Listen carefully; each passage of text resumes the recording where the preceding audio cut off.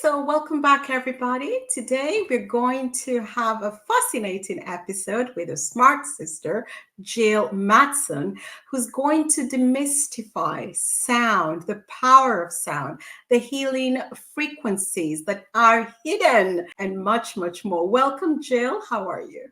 Thank you. And thank you for allowing me to share on Sisterhood Smarts. I'm really excited about the information that I've been able to obtain, and I know it has a huge impact and healing capabilities for people who are listening. So I'm excited to share. Thank you for the opportunity. Yeah, lovely. And Jill has done a lot of work, extensive research on sound frequency, be it from a historical perspective, architectural perspective, all things music you will find on her website. And I want to remind you all that the information will be in the description. So remember to take a look, and I bet you will learn something. So, Jill, I think we can start from the beginning. I like us to build up the conversation and include as much people as possible, in the conversation. So, with your background and your experience, what does music and sound mean to you?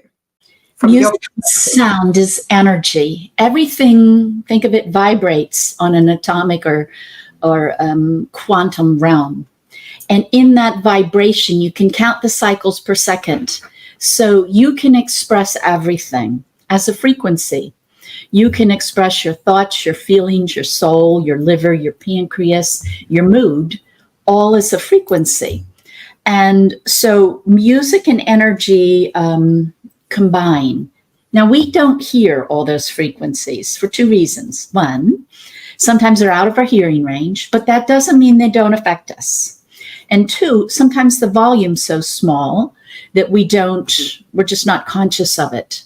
But again, when you look at the research, particularly that of physicist Becker and Pop, you'll see that little tiny like electromagnetic frequencies, let's say coming in from the movement of the moon or the stars, and we don't hear them. They come into our skin because we have receptors in our skin. Our skin's like a second form of ear. And those affect our consciousness. So they're very powerful. So we have sound coming in, and we are sound, we are music, and we're played by others through resonance. We're played by situations through resonance, and we get out of tune. And if we stay out of tune long enough, that'll alter our health. And you can go back in and tune your health. So sound can be done through binaural beats by changing your brain waves, go into your skin, go in through your ears, and then it goes to your brains, crisscrosses to your brain hemispheres, and goes like on a internet, a digital format throughout the far reaches of your body. And these sound waves, you can use them like a tool. So you can use sound to amplify something you need. You can use sound to take away something that's bad. Case in point, in the 40s, Dr. Royal Rife created a new method of healing. He had a microscope that was better than his competitors, and he was able to look at live blood, not pulling out and testing. Look at the live blood, and they kind of look like jellyfish, and they kind of breathe. Okay. And so he would measure that and time it and come up with its frequency. So let's say, for example, you have a cancer cell, it's 800 cycles per second, and then you listen to 1 over 800 cycles per second long enough, you will kill your cancer cells. It's the idea. Now, he was reporting curing 800 out of 800 cases of cancer in the 40s. And he was ruined. But anyway, by the AMA, according to many books. But you can still get online and buy the Rife frequency machines, which has thousands of different settings to get rid of this virus, that virus, to kill anything you want. And I have that on my website free, like I have music to counter inflammation. And you'll see it's like taking 20 supplements. And it goes in and it literally takes out the inflammation. after COVID shot, after COVID, and just in general. I mean, with sugar and today's diet, most people are full of inflammation. Inflammation's a precursor to like everything, like, brain fog, brain decay, the diabetes, heart, cancer, all these things. Inflammation is a precursor. And I have the most beautiful music I've created.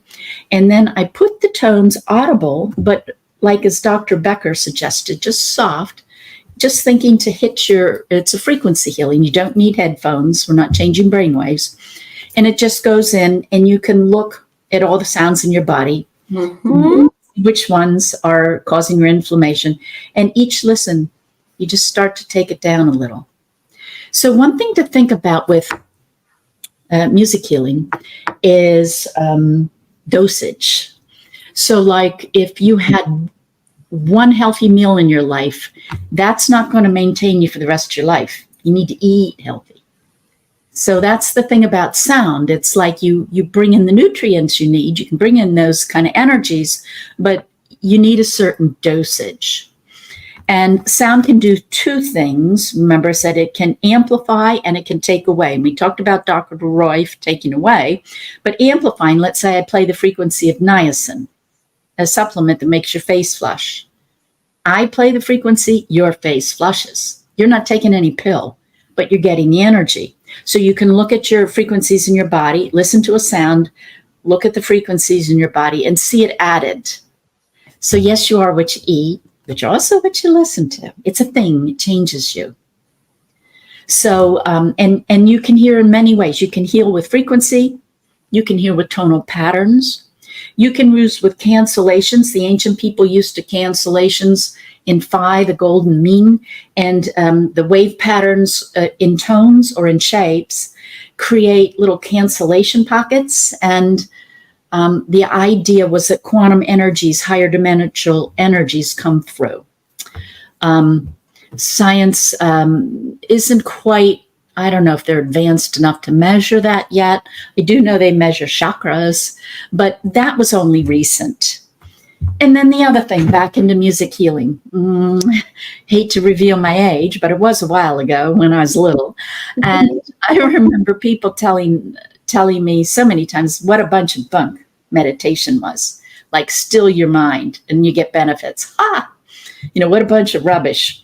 And now there's tons of studies showing you can extend your life by 10 years on average by 10, 15 minutes a day. I mean, it's a real thing. But we didn't understand it was a real thing because we didn't give it a chance, nor did we do it in any consistent method to notice the results. So the same is with sound. So like also on my website, I have for free music to build your immune system. Again, thinking to viruses. It was actually built for the COVID, but it's for any virus, any attack on your immune system. And it's like eating extra servings of broccoli and getting other bionutrients in your body by listening. But you need to get a certain dosage. So each time you listen, you get more. And your body is conscious. You're not your body. You inhabit a body. But your body's smart. And I often am humbled, thinking my body's so much smarter, and I don't even know it exists. Duh. But at any rate, what I've noticed is that I will really like music. And then when I look at the key signature, which means the predominant note, the predominant energy in a zone, it's always ties into, when I look at the frequencies in my body, what I'm missing. Say that differently. My body releases joy and pleasure when it hears what it wants. And so it's wanting the frequency, it might want the rhythm pattern, which affects your breathing, your heart, other body processes. It might want a harmonic pattern, which is like an envelope of ripples of after sounds. There's all kinds of things that your body could find in a song that's good for you. And then you love that song and you listen, because you love it. And then one day you've had enough. And that's when you've ingested, you've got, each time you listen, you take more, boom, transformation. And you don't need any more. And all of a sudden it doesn't pleasure you the same either. Mm-hmm. So it's definitely a tool. It's a thing. And I don't know if that's a good enough introduction, Yeah, but yeah. No, that was wonderful. And when you mentioned the science and the research, I think that it's all this information has always been there. You know, a lot of the native cultures, the African cultures, the I went to Mexico. It's normal day to day life. The Indian cultures, I've been to India. The scientific, and I think there has been a huge disservice, and I think mostly in Western cultures, because you mentioned also how the pagans, you know, if you look at the Celtic, the Druids, you mentioned that in Ireland and all this, it was either made to seem evil. That's what they did with all the ancient native cultures, the African stuff. Oh, that is the voodoo stuff. No, it's just them dancing and yeah. mimicking elephants and the animals they observe. That's what the movements are. It's nothing sinister. You know, the Indians as well, you know, they were just in alignment with nature. So I think the scientific um I don't want to call them maybe the clique because they seem like they're a clique, you know, they all agree on the same thing and they're all thinking the same. I think they have done a huge disservice in the human experience, the healing journey. And now, because a lot of people have this mindset, they would poo-poo what you're saying and say, oh, you know, Jill is talking about woo-woo stuff, you know, you know. But actually it's nothing, you know, it's not strange to people who come from, you know, other cultures, Well, native I cultures. wrote a whole book on that, and I don't think there's anything like it out there. So what I did in this book, it's called Lost Waves of Time, is Oh, I started back with legends, you know, like in the Incans, with the Atlantis, with all kinds of legends all over the globe. And I've spent my life, I'm such a geek. we like all the geeks, they hang out here. So I read all the papyri, I read all that stuff. And they're all using sound and music for marvelous things, not just healing your body. They're using sound to grow their crops. They're using sound to change attitudes. They're using sound for rehabilitation. They're using sound for spiritual development. They're using sounds for psychic development, and it's very effective at psychic development. So all across the globe, sound has been a tool. But in our, maybe the Western world, I should say, what happened was, let me go back again.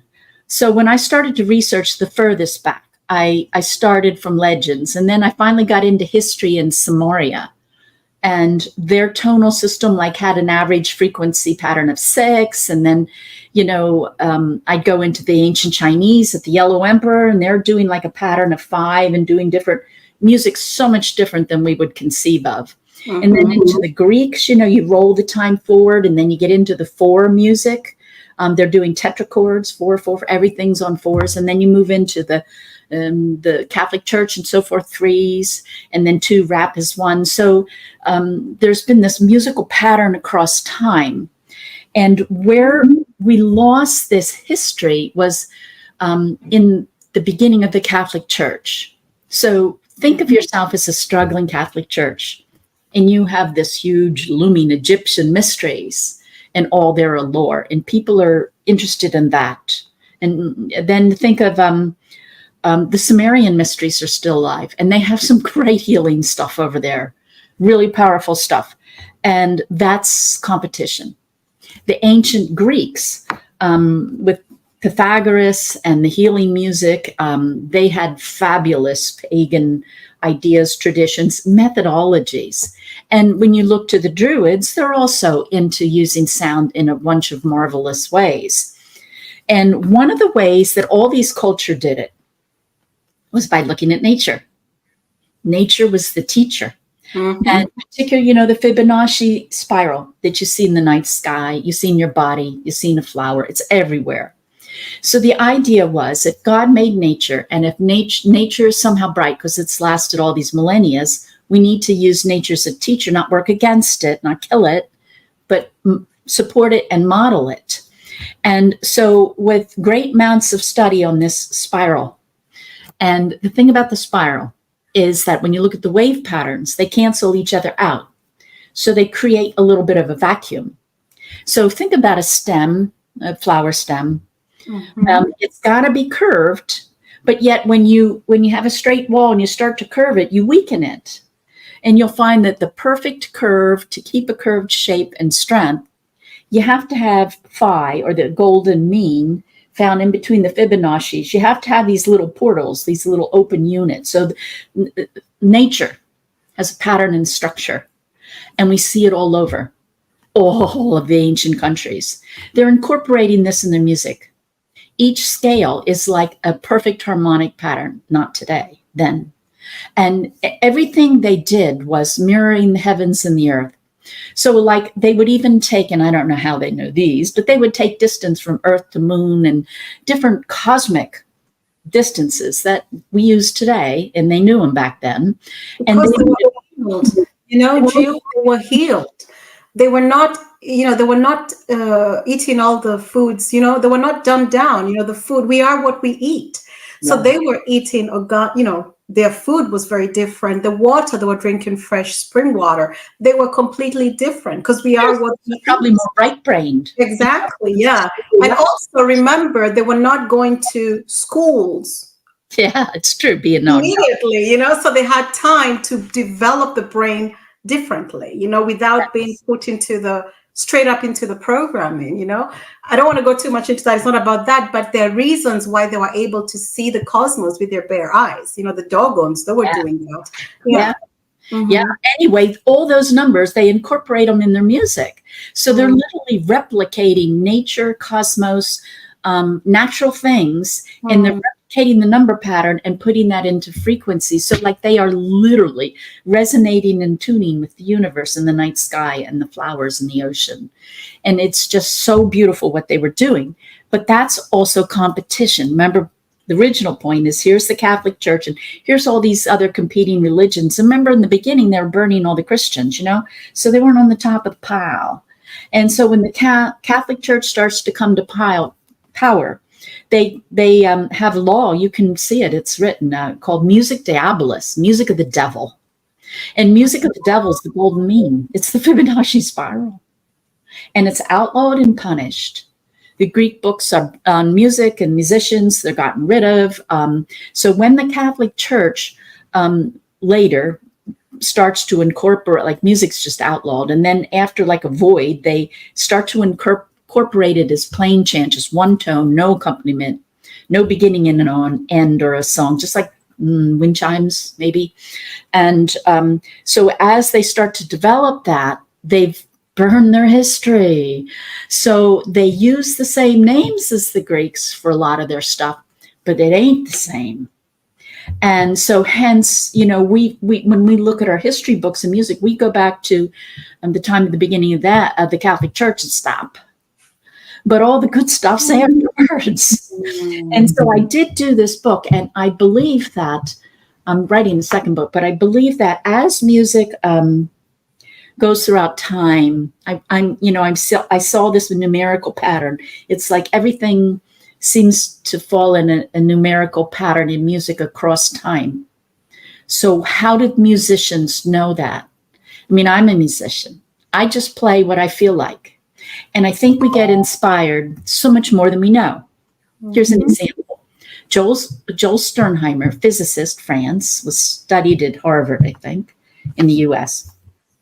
He measures, like Royal Rife does, the proteins in plants. And the proteins are the building blocks. So he comes up with the frequencies of proteins. And there's songs. Like one of the proteins plants played O Solo Mio. So I'm thinking that's no coincidence. Whoever wrote O Solo Mio is out near some plant in a kind of dreamy, daydreamy space. He's making music. I make music. You go to a dreamy little space. You use your imagination. He's resonating with the plant and playing its song, not conscious of it. So I really believe that we're inspired musicians. Well, everybody's inspired. But, and to have them have a pattern across time, I think it reflects frequencies of time. Yeah, Jill, you have said a mouthful there, because now it makes me ponder or pose the question, what is singing? Yes. Singing is is far more than entertainment. And Mhm. singing is also healing, because when you speak, you have your vocal cords go through your vagus nerve. They go through most every little spot in your body. So it's a transportation system. And on, like, one of the things I do on my website is my friend Sherry Edwards of Sound Health Options.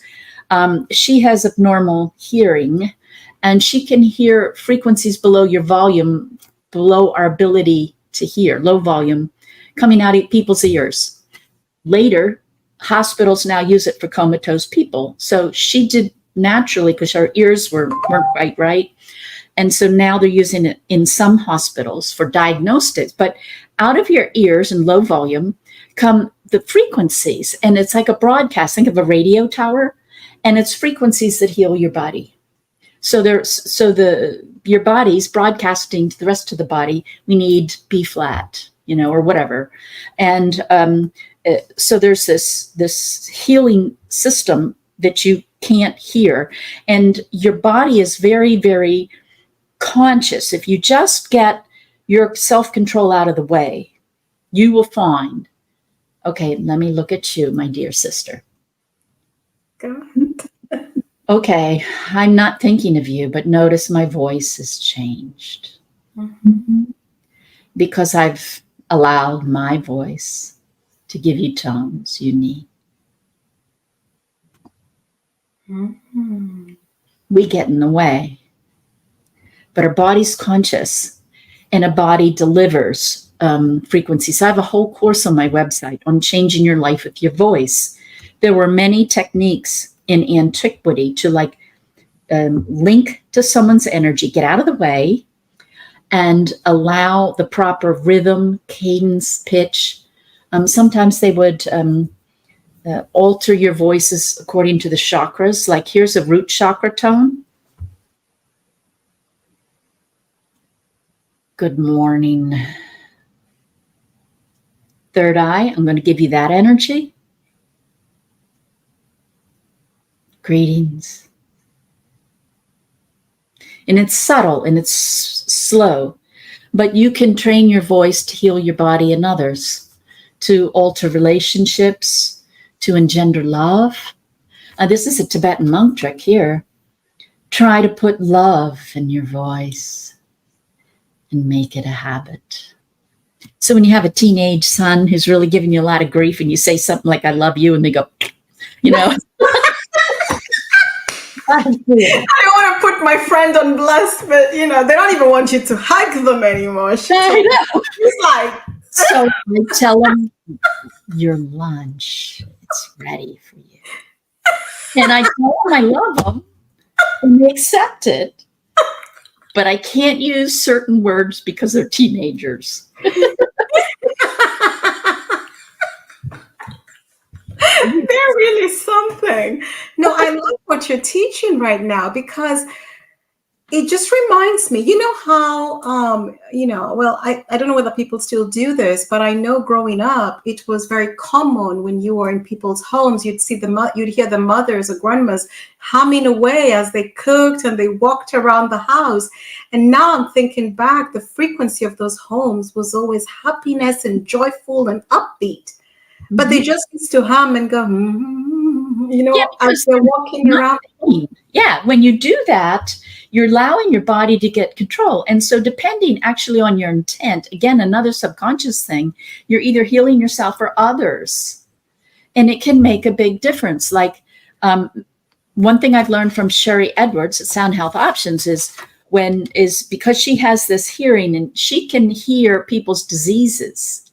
So because the body's broadcasting, and science has proved this, and it's sending out the frequencies your body needs through like a radio system. So if she walks by somebody and hears, diabetes, because diabetes also sounds the same. And then, see, this is where we could really use some scientists to get into her work and let the body teach, and then use science to prove or disprove.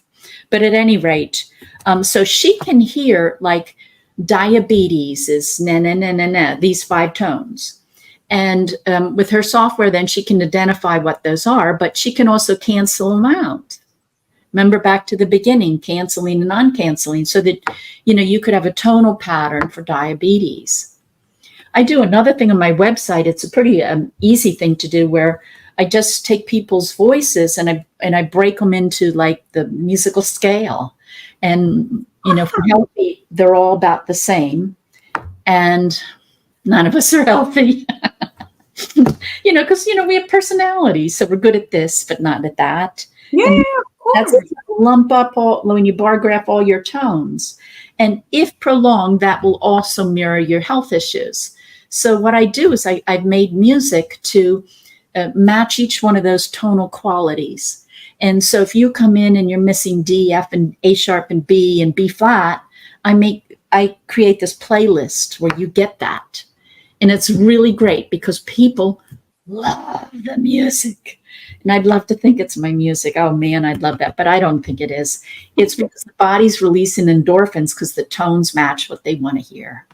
Yeah. Jill, I love where we are this new health, relearning and unlearning, what is natural, the natural way of life, and all this knowledge that is now coming to the forefront that, what you've described right now, we are walking almost like power machines, just opening your mouth. You can do a million things depending on how you tone, what tones you use. Absolutely. What I mean? I'm just taking this, like, this body is a powerhouse. You know what I mean? We're far more gifted than we have any idea. We're very limited, and we can be a victim and blame it on everybody. But the biggest person dumbing us down is us. Yeah, but I also think, if you don't know this, you can, it's like you're this chaotic being. Yes. Because you're doing powerful No, you're the solution. You're like, boom, you just, threw a frequency at somebody and, it didn't land right. You know what I mean? If somebody's really sick, watch your voice change if you let control, and you're feeding them. How nice is that? How beautiful is that? And here's another thing that's just so beautiful.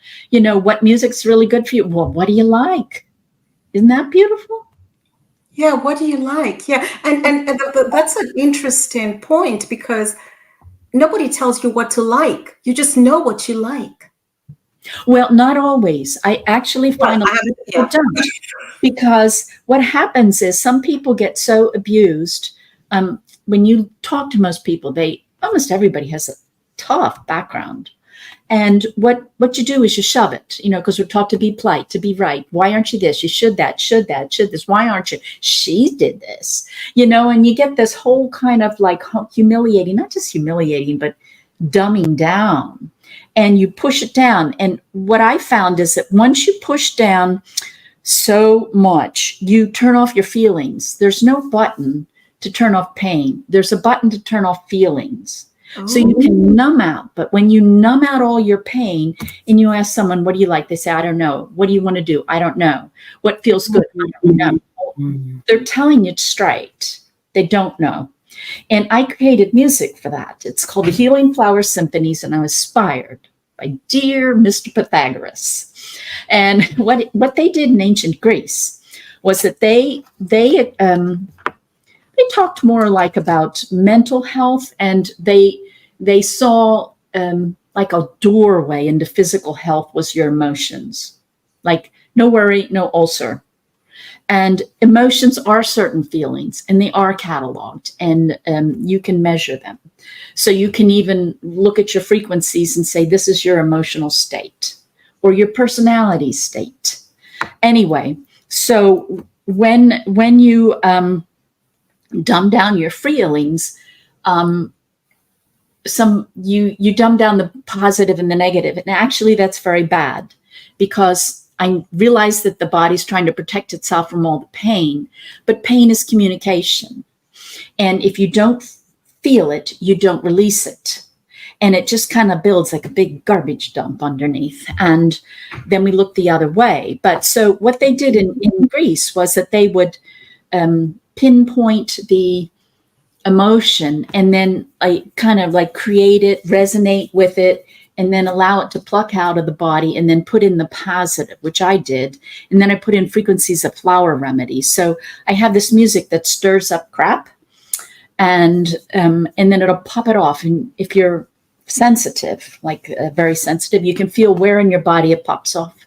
Mm-hmm. And the Greeks did another thing. They also, and this is not in the Western translation, but in the Arabic translation of the Greek music, it was all about phi. And think of phi as like a cutting tool, is a wave cancellation, a portal. Like I have 2 CDs where I'm just making pi portals and bringing down all this higher energy. And you can do your Carillion photography and see all this light come in your body.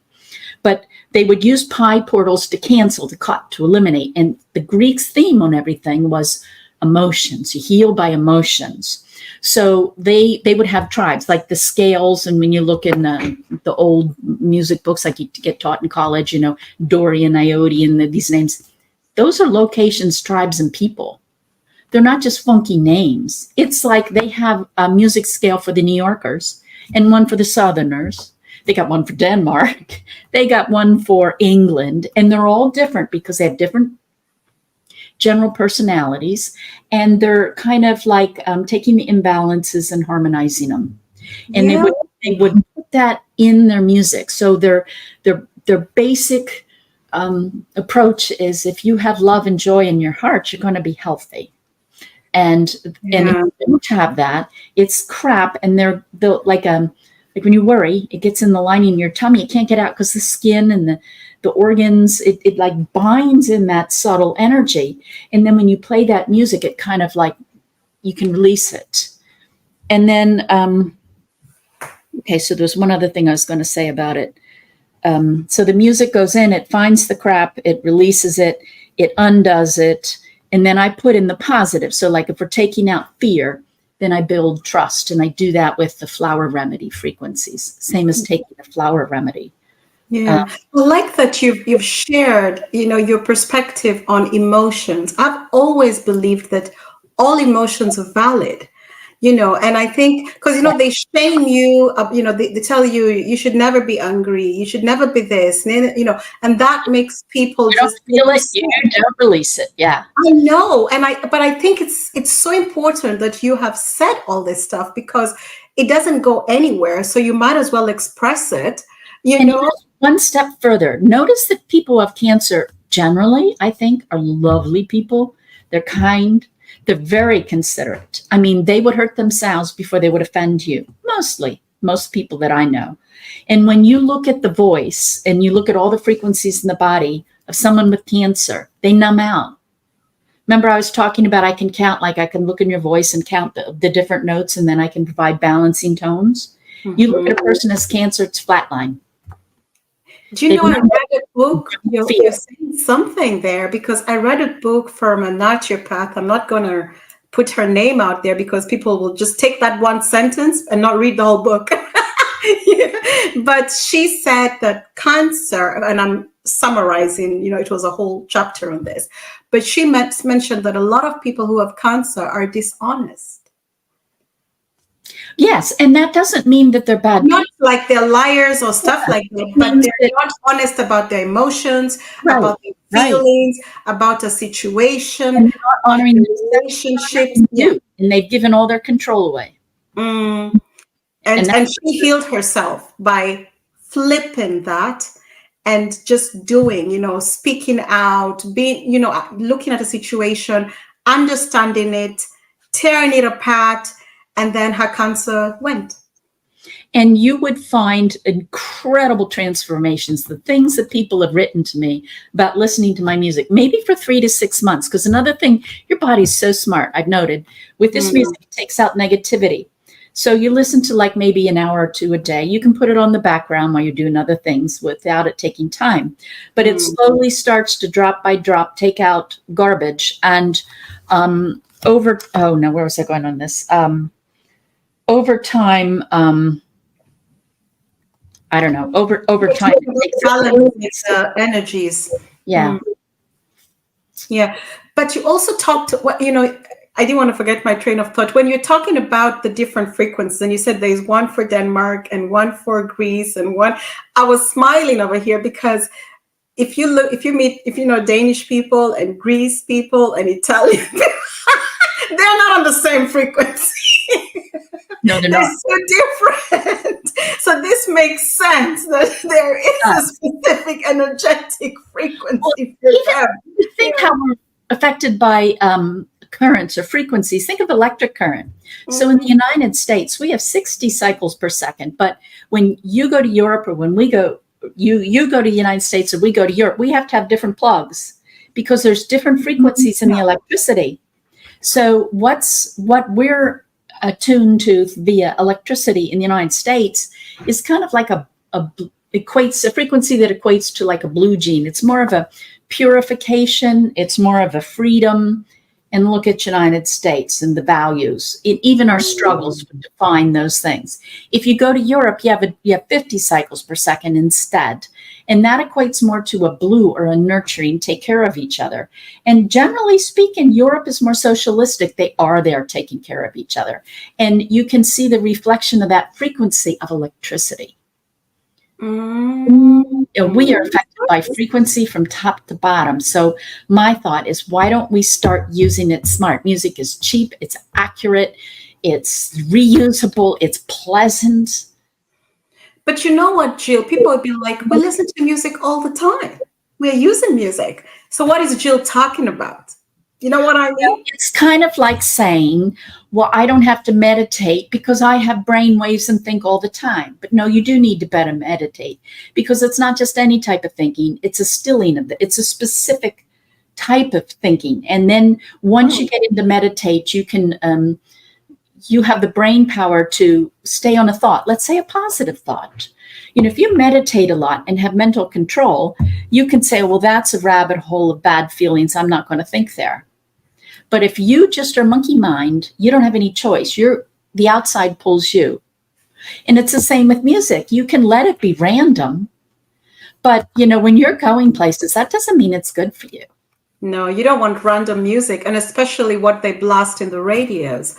Most of that music, you know, I don't want to put any genre on blast, but, you know, mainstream is usually not the business. No, mainstream at this point in time in my timeline in the lost street of wave is kind of like a jackhammer.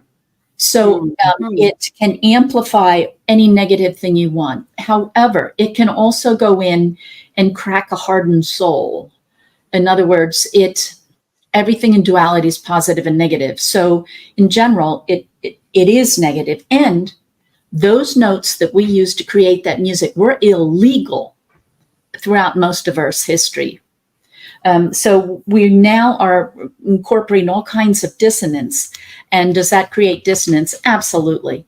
But for some people, if you've had enough, it can kind of like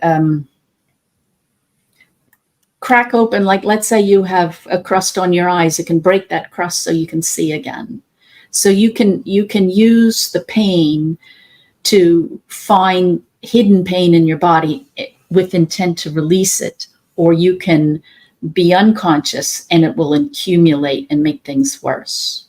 I never thought about it from that perspective, because, you know, because some music, I'll just be real with you, when it comes on, I'm just like, turn that off. You know, it's just so. Yes. Yeah, and the words too. Yeah. Yeah, the words are just so dark, you know, for lack of better words. But again, everything has a purpose, you know, a different time. And, you know, for somebody else, like you mentioned, maybe it helps them break through a pattern or something that they needed. And once they break through that, then they need to shift their music to something else. Yeah. So why not use it consciously? You know. Yeah, you know, when you were talking about Europe, I was thinking about something that you also have on your website, and this is, you know, you talk about the shapes, different shapes, and you know, before we came on, you're talking about the pyramid and how it houses, you know, it's you know, I don't want to go into it, but back to Europe, I was thinking about when you're talking about the energy and the energetic signature in Europe, I was thinking about how we have thousands of cathedrals, and knowing what you also mentioned about the pyramids, I was thinking about a lot of the architecture here. And it's the same. It doesn't matter whether you're in Denmark or Germany or Austria. Once you've been to one of two European countries, it's the same cathedrals, architecture, towers, what are they called? Lighthouses, and all that good stuff. Can you walk us through what your take is on the sound and the Let me architecture? keep track. Here's the big picture. We're going to talk about pyramids and we're going to talk about cathedrals, but then I want to work into your home. Okay. Okay. You talk about the cathedrals. That just came. Beautiful. All right. European listeners, you're in for a treat because it's all around you. Yes, it is. Wow. And the bell that rings. To date, they still have the hourly bell that goes bong. That's a sound. And that's all of the community. So I want you to think about how to put it. Maybe earth is a musical instrument. Mm-hmm. And first of all, like we know about resonance. So if you have a violin here and it's playing A, and you have violin here and it's playing A, they exchange energy. So I play A on this violin and this one starts to sing and no one touches. Resonance. Proved over and over again by science. But I say to you, resonance is brighter. If you have three identical tones here and three identical tones here, they also swap. So like the Schillinger Institute in Germany, for example, used a photon camera, and they saw two shapes, two crystal skulls, and they would photograph the skulls exchanging energy. So a pyramid creates an energy pattern two ways. One is that the air hits it from the outside, and two, the air ricochets on the inside and actually along the shapes of the materials too. So you have all these different wave patterns. Science has proved over and over all the benefits from being in a pyramid. Your wounds heal faster. You get sick faster. Your immune system's boost. I mean, it's like 9 or 10 different things they've measured that improve in the shape. And so it's not really the shape. It would be the way the air goes off and ricochets off the shape and creates certain patterns that are healthy for your body. They're positive for life. But so now we're talking about the different shapes resonating. I want you to think about the pyramids all over the earth. Notice they're all on ley lines. They're all, and same with the cathedrals. They're on. So the cathedrals were built on Druid sacred sites. So they're not new to Europeans. They were the Druids. They selected them because they were places underneath where the water crosses. And so they would get water across, and then most of them have a well called a Virgin Madonna or sometimes a Black Madonna. Anyway, but most Eastern European, Russia, Poland, they have the Black Madonna everywhere, and Rome, of course, Italy. Mm-hmm. Yeah, so it's going deep into the earth and it's getting with the water. So like if you're singing in the church and it reverberates, and of course they've got the shapes to give you all kinds of cancellation patterns. They're using that phi and thing to bring in this higher dimensional energy so it feels holy and you kind of calm down when you walk in those doors. So they've got this, and then they've got the steeples that go up to reach to the sky. It's like a radio antenna. So you're going up to the sky, you're going down to the earth, and you've got all this portal stuff. And you're on a place that feels good anyway because the waters crisscross and they create pi down below. And then you come in and you sing and you pray, and that energy is going up and down. So then zoom out and maybe even consider like a cathedral, like a pyramid. Look at all the sacred sites and you'll find they're all mapped on earth ley lines. They're all mapped on, NASA has a different word for it. Anyway, they have different names for these type of energy currents, and they're mapped. So if you were to try to raise the frequency of the earth, you wouldn't locate your healing spots anyplace. You would look for places where like the sound goes down into the ground, it goes down through that well, it hits the water stream, and then think of the underground water like veins, networks, arteries. And then one cathedral is going to resonate with another cathedral, and they're on energy lines that resonate anyway. So it's kind of like putting a netting of light around the earth to lift it. And they're Jill. coordinated, and they're coordinated earth-wide. They're healing machines.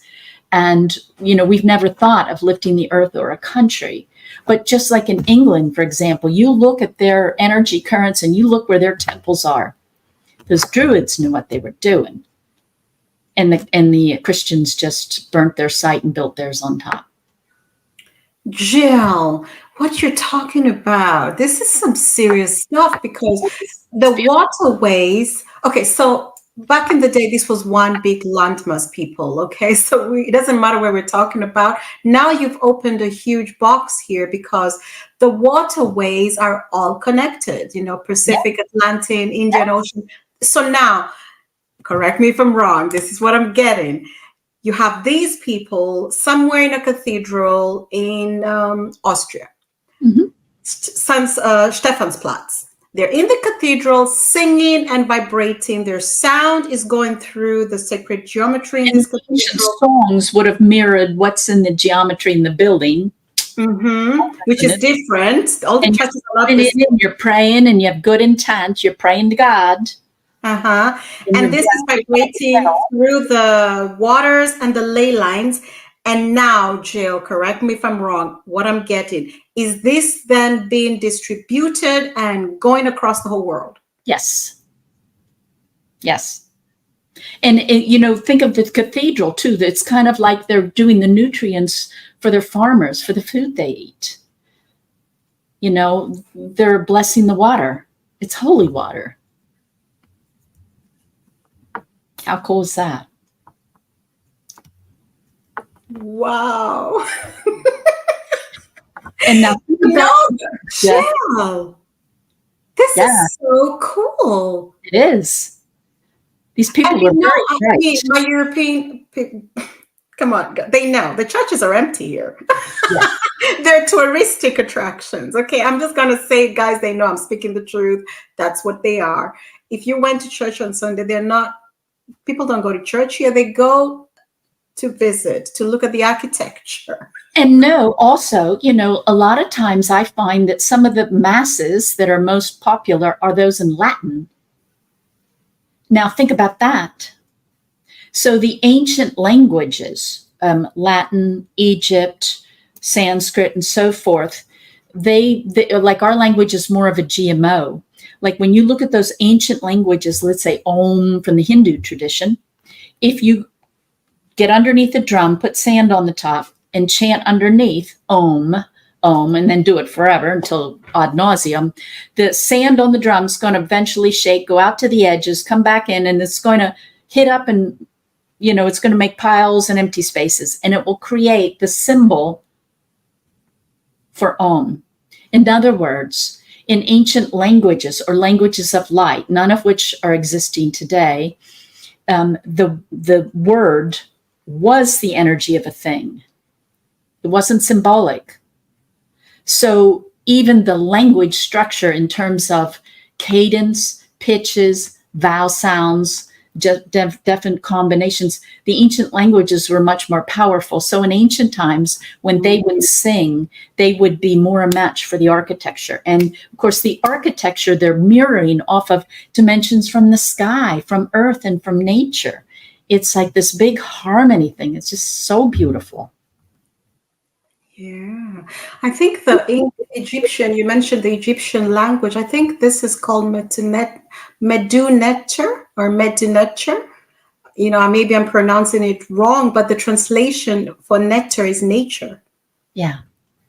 Yeah. But it's Medunetter. I think the gods are called netter too. But they're they're one and the same. When you were saying that, the language itself is called nature. Medu. I wish I'll look up what Medu means, because it must mean something to nature or with nature. You know what I mean? Yes. Well, should we go into your home? Yes, please. Okay. Well, I wrote another book. It's called Home of Power. And again, I don't know that there's anything else out quite like this, but I have a lot of psychic skills, and part of the reason why I think I'm able to understand antiquity is because I have music skills, I have math skills, I have psychic skills, and I'm kind of geeky, so love it. So when you look at something in antiquity, like when I was younger, I was more judgmental and stupid. And as I grew, I changed. So let me give you an example. Like the first time I read this papyri, it said, if you crack your skull, sleep with an ostrich egg. And there's me thinking, oh, what are they smoking? Ho, ho, ho. Well, anyway. I'm laughing because we've all been there. You laugh about it, and 5 years later, you're like, ouch. Joke's on me. So then I realized there's shape resonance. Well, an ostrich egg is the size and shape of your head. And will it help you resonate and heal? Absolutely. Furthermore, you can now go to a bone doctor and he'll give you a little box. He'll take the time to heal your cracked skull or cracked bone by half. And it's the frequency of bone. Well, the ingredients or the nutrients in an eggshell is not unsimilar to your bones and cartilage. So would that help? Absolutely. And so I think people go in and they read all this ancient stuff and they do like I did when I was younger and they go, wow. Yeah, they do. They're like, oh, Faith, that's woo stuff. And then, later on I come back and have these moments like, oh, oh. Yeah, now I know better. Like, I don't care if I meet I don't care if you're in a village in Mexico, in Nigeria, you get the knowledge because they know what they're talking about. Yeah. I don't care. Like, yeah. So anyway, back to your home. So I began to hear my home. And I began to hear like clutter causing dissonance. And I began to hear like the shape and the harmony coming from a pyramid shape and so forth. And I also began to like hear colors and its clairaudience and notice pathways and kind of feel where a negative earth currents. So now everybody's very well aware of negative cell currents, negative electricity currents, but the earth has negative currents too. So there's really several different sources, man-made and natural, that can be very unhealthy. There was a study, and I think it was in Eastern Europe. There was it went into a cancer institute, and all these people that had cancer, they went into their home, and I think like 100% of them had 2 negative energy earth currents underneath their bed. Underneath the bed? Underneath their bed, in the dirt underneath the bed. Ooh. So, because see, like they have these Hartman and Curry lines, and you can measure them. That's science. It's not woo-woo. And so they're positive and the negative, and they it's like a netting kind of crossing the earth about every 10, 15.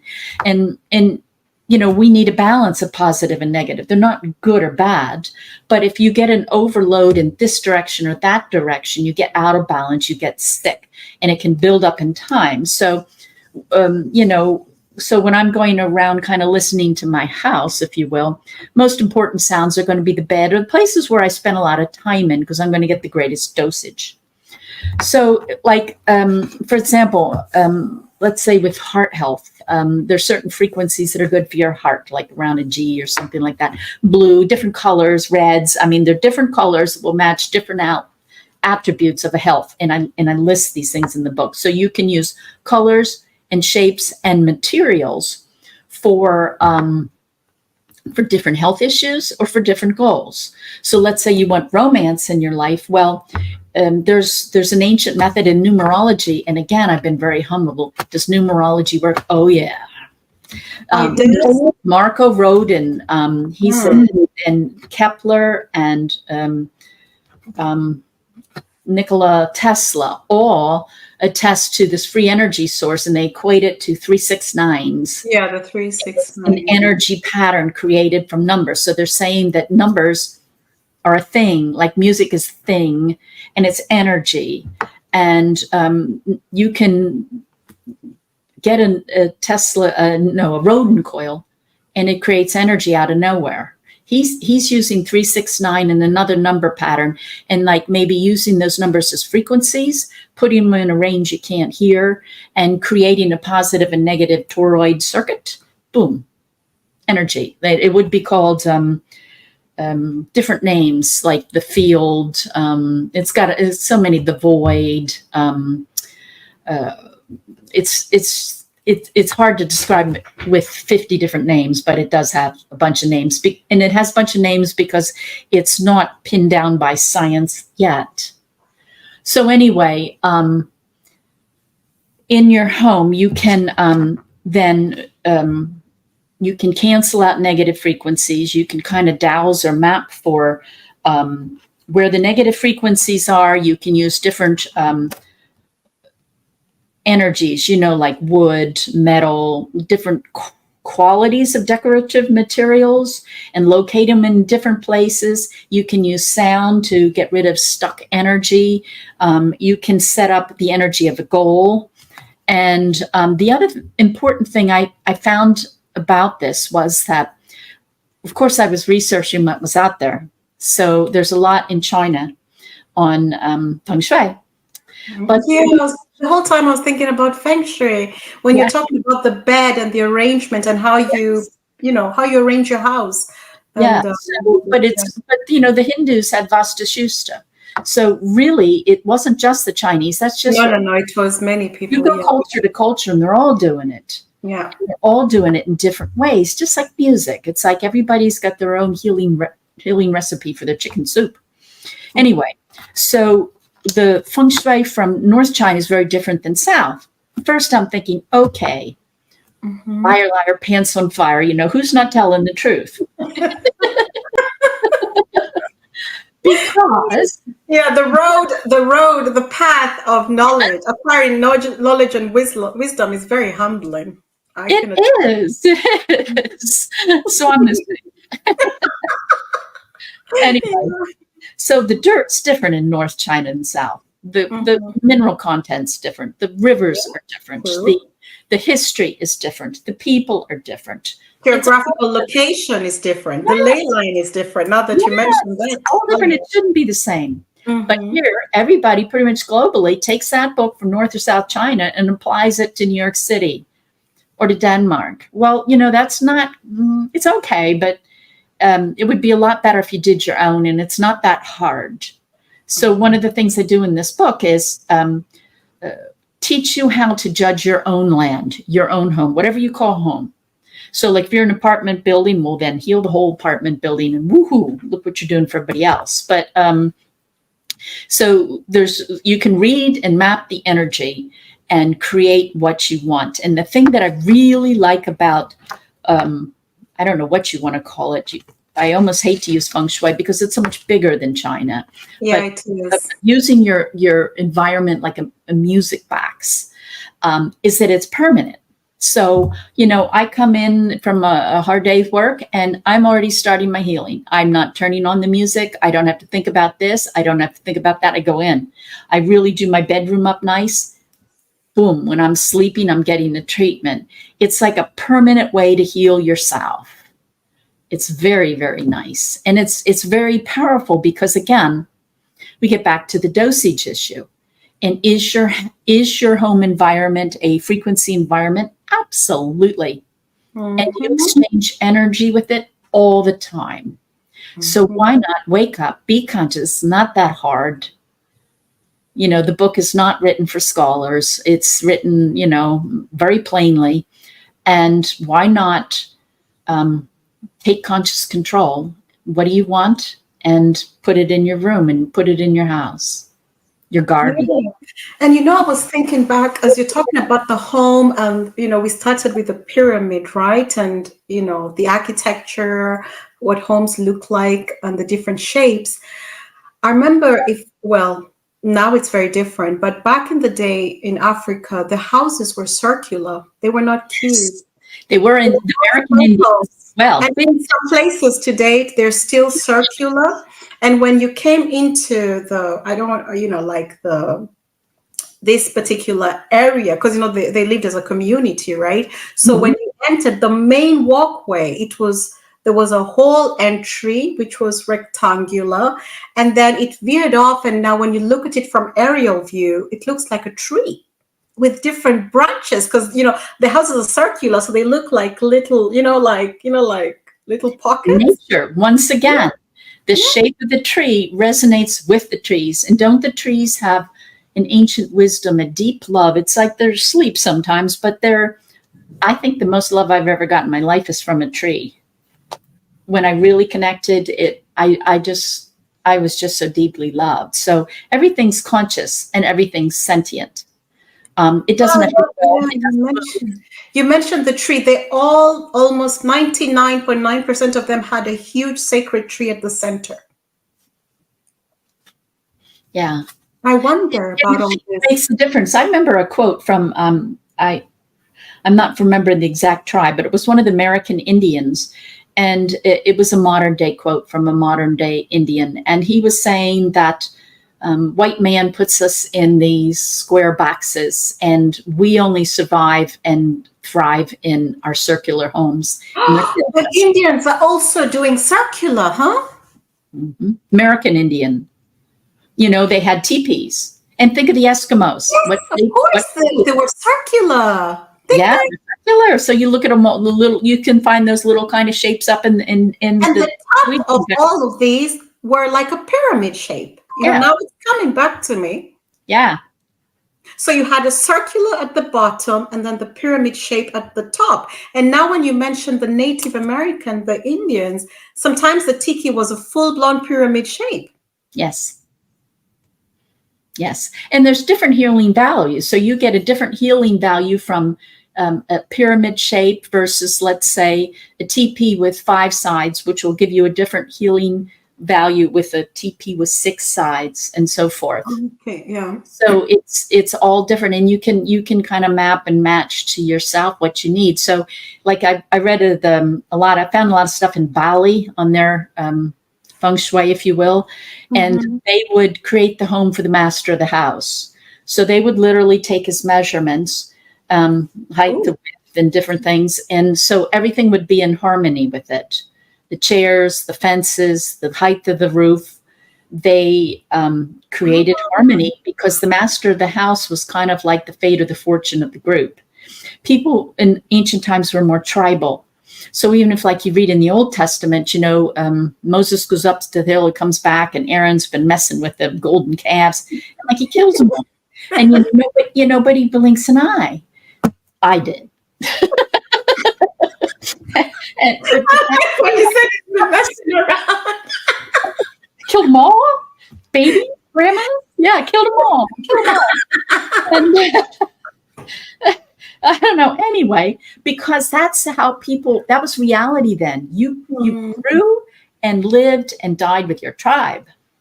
And over time, and I found this with the music. So the music would be the music of the tribe. And over time, it was really in the Greek time when they started doing these musical scales per tribe, the Dorian, the Iodian, these are people. That's when the first time I found like a country breaking up their music and making it for smaller groups. The Dori and the Aori? Dorian, I don't know, it's an island in Greece. Oh. So there was this tribe there that was on an island, and they had a personality, they all intermarried. They're going to have the same traits and looks. And so they use music to balance them. But if you look in time, when you go way back, people, it's more like their group souls in their tribes. And then over time, we're breaking into smaller and smaller groups. And while we're doing this, our music breaks into smaller and smaller groups. And my new book coming out, The Music on Time, I'm also suggesting that time has fractal patterns and has frequencies that influence us, and that we're going through a cycle in which there's a lot of dissonance and chaotic and breaking up into a lot of smaller little groups. Yeah, Jill, your book on time is going to be a trip.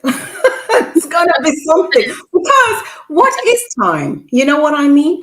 And even when we look at the calendar, when people say, oh, even birthdays, I don't know how all this stuff becomes very shaky, fluffy, because there is the Ethiopian calendar and the Iranian calendar. They're on the same time page. So if you're on Gregorian and you're in Ethiopia, you're a different age. Or Iranian calendar, you're in a different year. And they follow the astrology and the cosmos for their calendar. And we all are on the Gregorian one, which was from Gregory, who I was told that discovered that his calendar had flaws, and so he threw in April Fool's Day. I haven't proved that it's true, but I was told, Faith, that's what April Fool's Day is, because Gregory was kind of taking the, telling us what's up, But I don't know how you're going to navigate this very tricky. What time how are you going to navigate this different? Well, how I got into it is how I got into everything, which is music. So when I wrote the book, The Lost Ways of Time, I spent a couple of years on that, of looking at everybody's music and seeing the mathematical pattern and seeing that,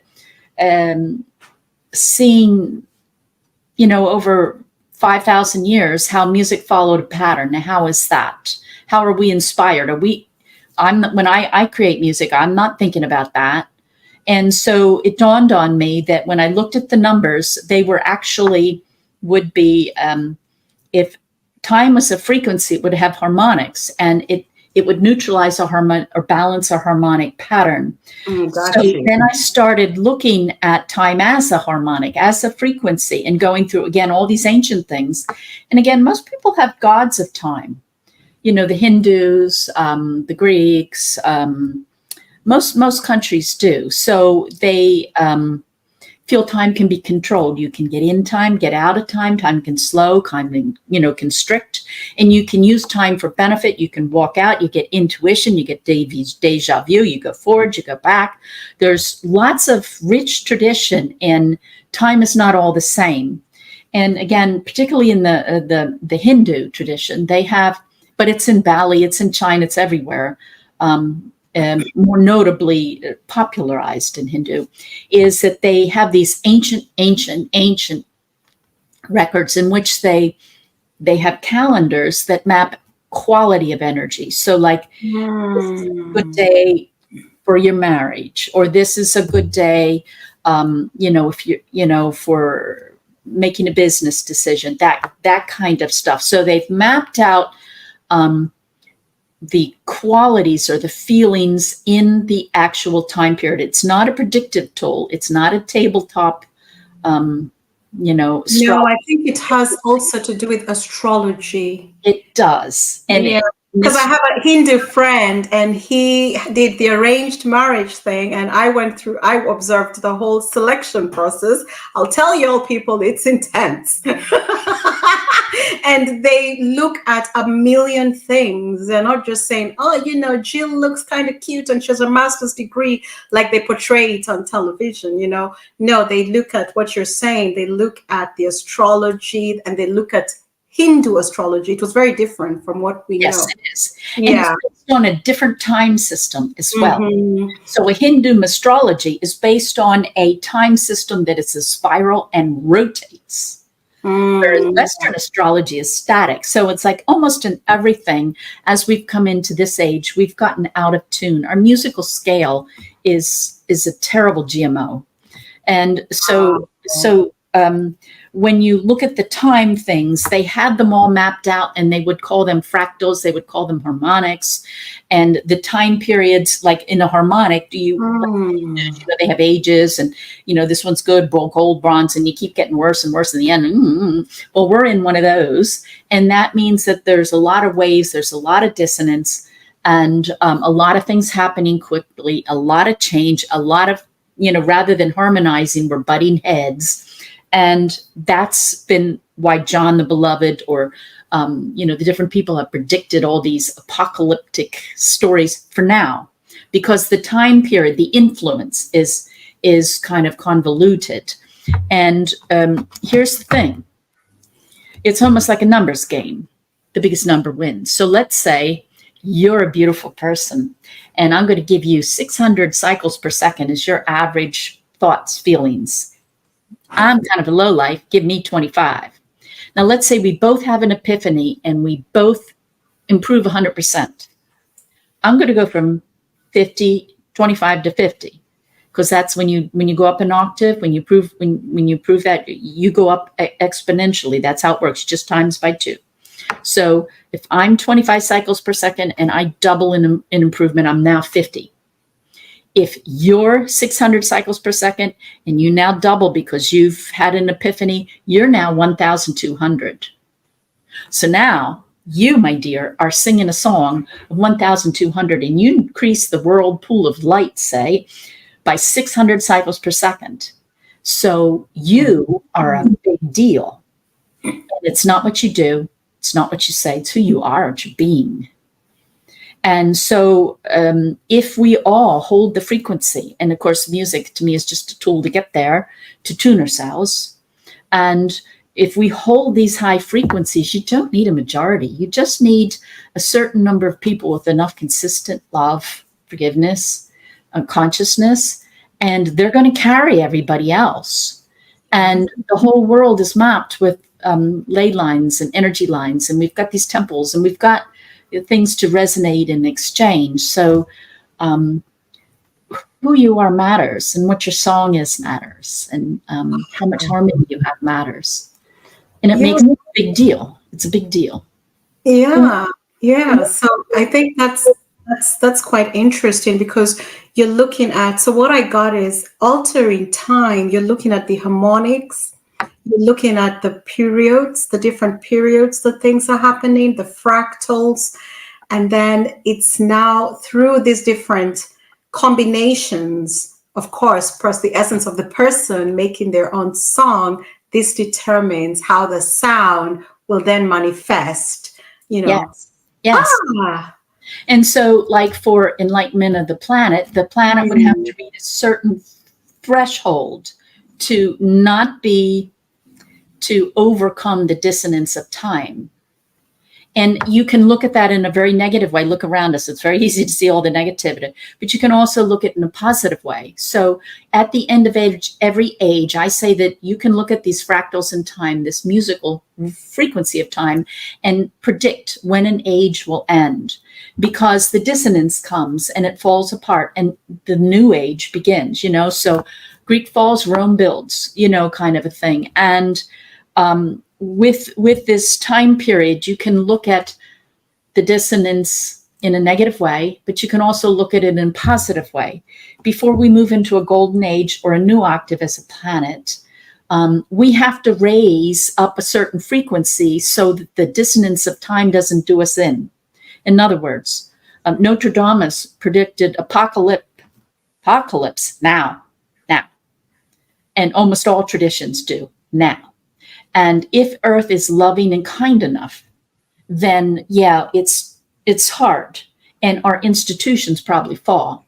But shouldn't we be focusing on the new? Shouldn't we be thinking about the new education, the new politics, the new love, the new home, the new structure, and people like you and our beautiful audience? Okay, how you think, how you feel, what you spend your time on, it really matters, because you're one of those high frequency people. And it makes a big difference. And that's how we win. It's just people like you maintaining love, harmony, forgiveness, seeing a negative thing and saying, hey, I'm not a victim. You know, I'm a chooser, and I'm choosing to learn my lesson here, and I'm greater than this. And I'm peace, and I'm love, I'm forgiveness.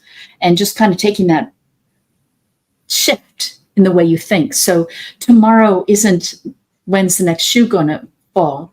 It's like, I've been loved my whole life. I am love. I am extremely powerful.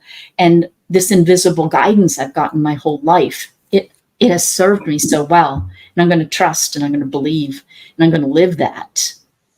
And I think, and then you have to realize you're a musical instrument, and time and the people around you, they play you.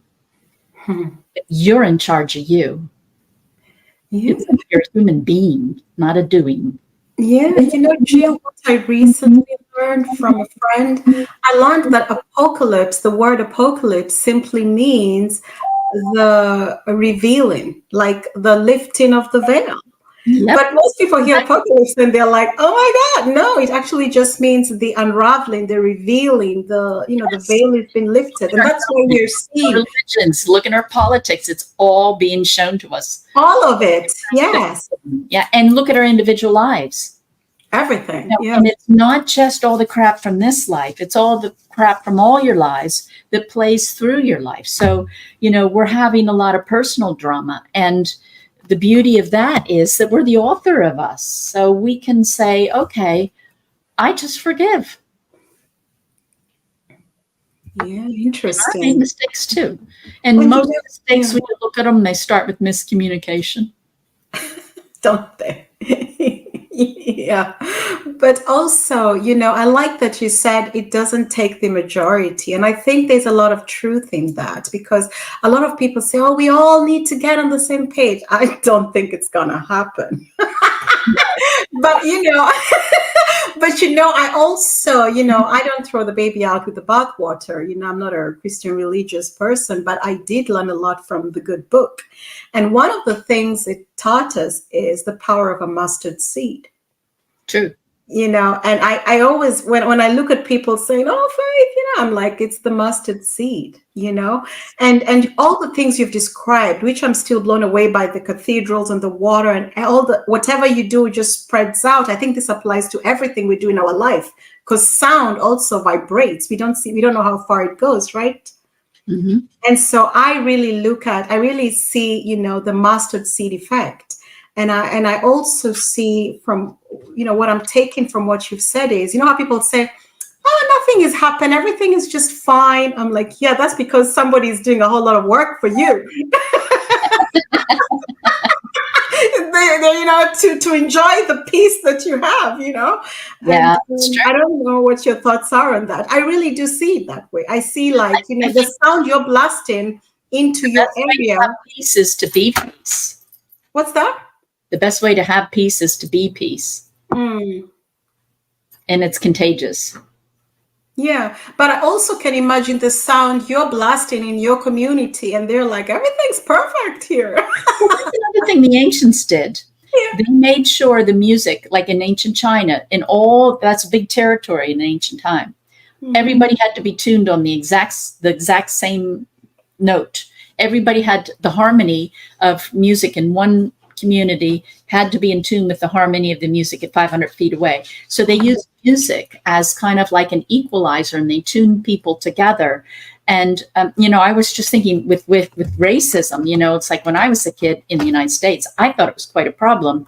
And I think one of the things that fixed it was rap music, because it was coming out of traditionally Black people. And like, I know I have sons, and my whitey tighty sons loved it. And it's like sharing the music, sharing the culture. It's kind of like sharing our oneness. So I think that, like, imagine going to a battlefield and playing Silent Night. Sorry, it makes a difference. And think that right before war breaks out, there's no music. So music can be used. Music was used in Africa for rehabilitation. So this was one thing I read about that was great. So let's say some kid's bad and he's doing all kinds, you know how it is. Okay, he's a troublemaker. Mm-hmm. And rather than the punitive stuff, every child in this tribe had their own song that someone intuited when they were born. And so if somebody was really a problem, they'd get hauled into the community, stuck in the center, and the whole community would sing their song with love. How did you know about that, Jill? How did you find that story? I read so much. I am such a geek. And they're people always wondered, oh, there were no prisons in Africa. No, there were none, because when you did something wrong, you were not punished and treated like, you're the scum of the earth. They made a circle around you. You were put in the center, and the songs they were singing was to remind you of how beautiful you are. So they would blast you with love. They would say, yes, Jill, the sound woman, yes, to remind you what you do well. And people, usually the person would be boohooing because, they're like, why did I do what I did? This is really not me, and it was resolved. Yes. Mm-hmm. Yeah. I mean, how beautiful. So I don't know. we can use sound as a very powerful tool in these times. And it's a critical Mm, time because we're yeah, going up like an octave, a musical octave. yeah. This has been such a beautiful, beautiful, beautiful, beautiful conversation. I Thank think we could go on for hours and hours because it's such an expansive topic. And I think it's one that, people love music in general. Have not met somebody who doesn't love music. You know what I mean? No matter what the genre is. We But all, now, what's that? literally, not a metaphor. We are. No, but We're, now imagine knowing what we know, what you've shared now about the music, that kind of added advantage that now you don't just love it. It's not just for entertainment, but it's for so many things. You know what I mean? mm-hmm. Yeah, absolutely. It's good for Yeah, crop growth. You can get on, what is it? Something quantum agriculture that give you sounds to grow your crops. yeah, yeah, yeah. Mhm. And of course, they say if you play music for your plants, they love it. Yes, they do. They love it. Yeah. And there is I know we're about to head out. I just want to share this. There's a beautiful botanical garden in Thailand where they play music to the plants. That's what they do. There are people really hired to play the music. And you can literally see the plants responding. Oh, Can how you? cool. Yeah, yeah, really. They open the petals and close it, and it's such a magical botanical garden. So if you're in Thailand, find it. You'll be, There's a yeah. place in, is it Italy? I think it's Italy, in which they use the machine of the lie detector, and Mhm. they have like these little electrodes, and they put them on like the plant's roots and leaves and stems, and then they hook it up to a sound generator, and the plants sing to us. It's just not in our hearing range, and each species has a different song. Just like that Joel Sternheimer physicist I talked about, that he measured the proteins and they were songs. Yeah, yeah, yeah. You mentioned, yeah, yeah. And also our words, that sound too, right? When how we speak to the plants as well, they respond. And to water. Yes. Neil, we don't. I'm opening a big box. I know you can talk about the water crystals, but we're not gonna have enough time for that because we are water bodies, right? And what sound does to water, right? To our Yes. bodies. Yeah. Yes. Oh, Yes.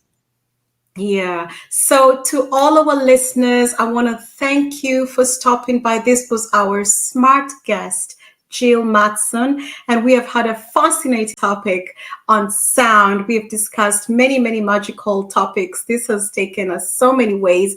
I hope you will listen to this and listen to it again, people, because there's a lot of gems here.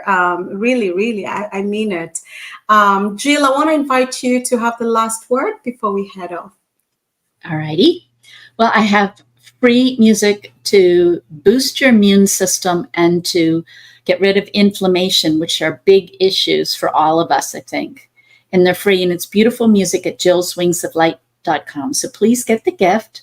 I also have free videos. Like, I have a video on with literally a geneticist discovered a certain gene in very spiritual people, like the Dalai Lama. And so science has come up with a gene associated with highly evolved people and advanced spirituality.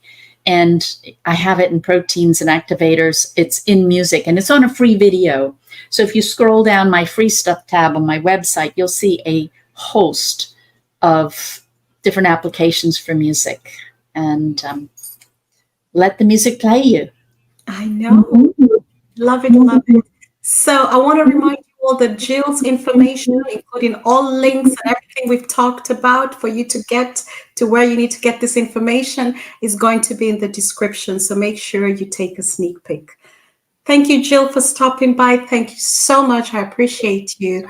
Until next time, goodbye.